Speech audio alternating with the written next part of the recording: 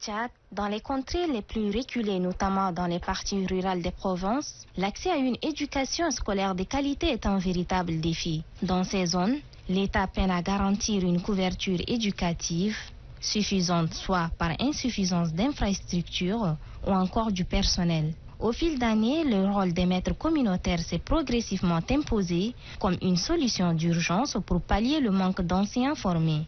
Mais d'où viennent ces maîtres communautaires et pourquoi ont-ils pris une place prépondérante dans le paysage éducatif tchadien? À partir de 1979,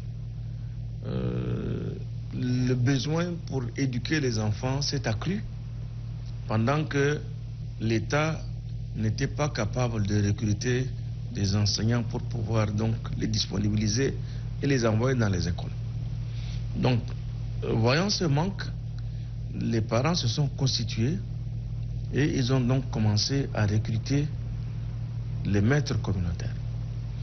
Cependant, ce recrutement des maîtres communautaires ne s'est souvent pas fait selon des critères de rigueur professionnelle. Ainsi, peu d'exigences en matière de qualifications pédagogiques ont été imposées, ce qui a conduit à une prolifération d'enseignants non formés, voire totalement inaptes à la tâche. Nous pouvons dire que cet apport est positif parce que dans certaines localités, il n'y a pas du tout de maîtres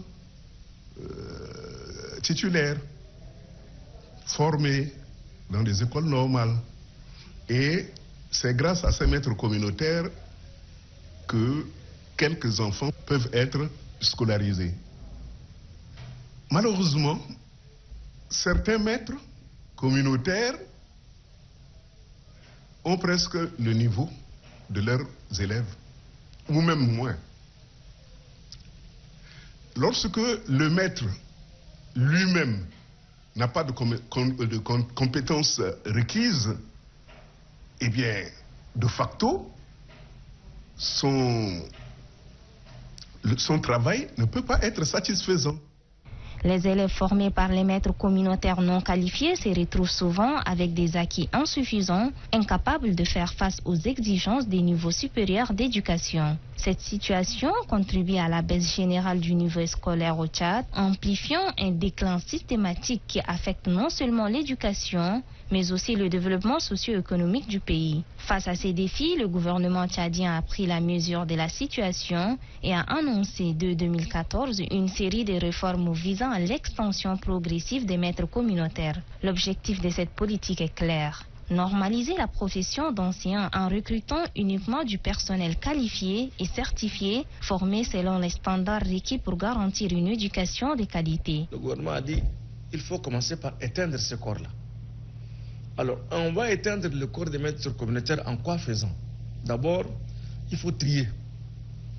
Prendre les meilleurs, ou sinon vous voulez les moins mauvais, et se libérer, plutôt libérer donc ceux qui n'ont pas les niveaux, et donc les mettre donc à la touche.